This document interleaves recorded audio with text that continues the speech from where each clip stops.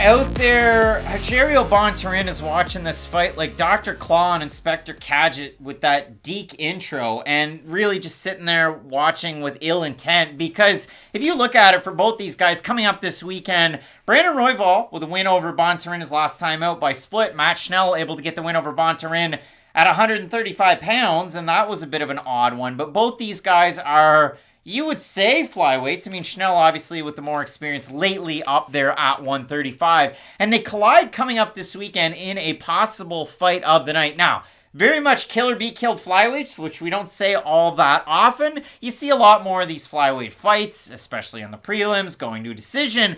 But when I look at these two guys, incredibly dynamic at what they do in completely different ways, and I absolutely love it. For Schnell, cross-training at multiple different gyms. Years ago, American Top Team, since has resettled in the Louisiana, Houston areas, Fortis MMA, a couple of different gyms around there as well. For Brandon Royval, a Factory X guy through and through, and we've seen a lot of exciting fights from Royval since the Tim Elliott fight on through. So I absolutely love this fight, and realistically, does Bontorin want next, or is he just kind of content with where he's at? Probably just content with where he's at, because it's weird. The three of these fighters do match up very well, and I include Bontorin into this because I know he has a win over one and a loss to the other.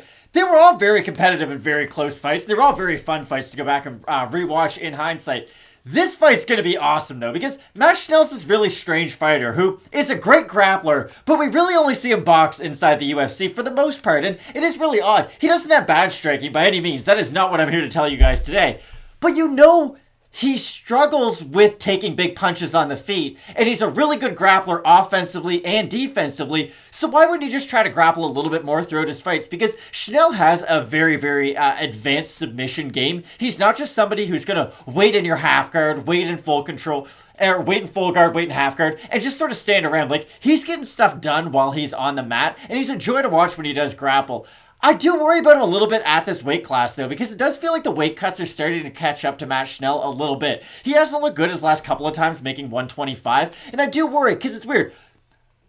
He's not going to be the bigger guy in this matchup against Royval, but I do feel like Royval can make this weight a little bit more comfortably than Matt Schnell can. That might not be the whole story of the fight. It might not matter at all. I just feel like it's something that we should bring up here.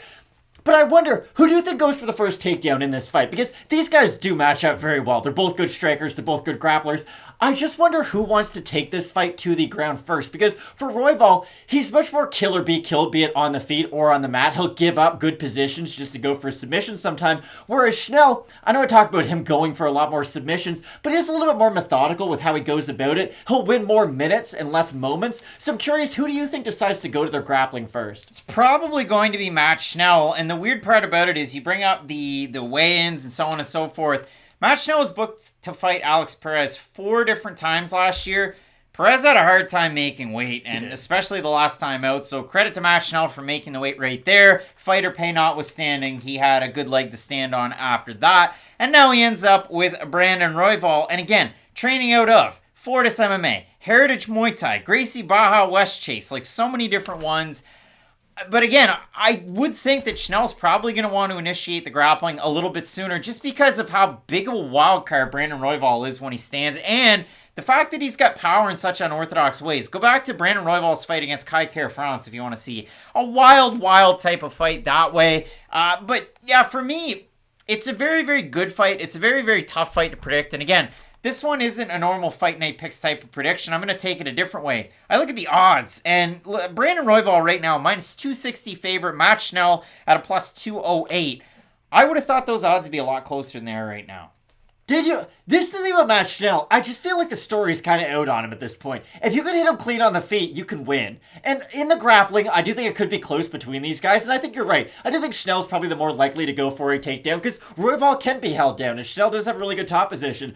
I think on the feet, though, Schnell's going to be in a lot of trouble from the first minute of the fight to the last minute of the fight. And I could imagine watching Brandon Royval fight Tim Elliott and think, wow, I should take that guy down really quick. Because Royval's so fast at cinching up his defensive submissions. Got a great guillotine. Really good with his scrambles, too. The only problem is, when he fights that top level of scrambler like a Brandon Moreno, we kind of saw what happened in their fight. I know he got his arm dislocated, but even before that, Moreno went from full guard to mount to back in about half a second on Royval. So I think these guys match up really, really well. I just think on the feet, Schnell's going to be in danger in every minute of this fight, whereas Royval, I think, can eat the power of Schnell quite a bit more, and I think he can take a lot more chances in this fight. Well, we have a look at those odds. Again, you do have Royval as a sizable favorite over Schnell, and if we have a look at Tapology, the votes are a surprise to us there, to you. I'm going to say over under 70% Royval. I'll say over. I'm going to say over. It's way over. 694 total votes, 91% Royval, 36% by decision, 49% by submission for the 9% that have Schnell, 62% by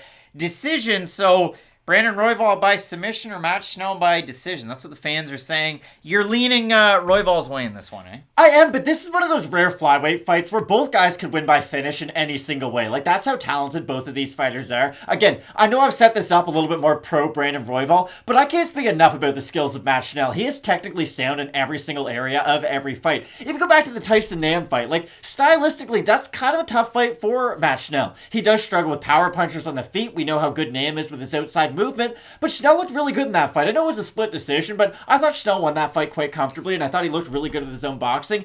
I just worry about his durability compared to Royval's. I've seen Royval eat some really big shots in the UFC, and he might go down from them, but at least he gets back up, whereas Schnell, when he gets hit, does struggle to recover after that initial wobble, and I do think Royval could take advantage after that and finish him, be it with a submission or with some ground and pound on the ground. Traditionally, a bit of a higher work rate from Matt Schnell in his much longer UFC tenure.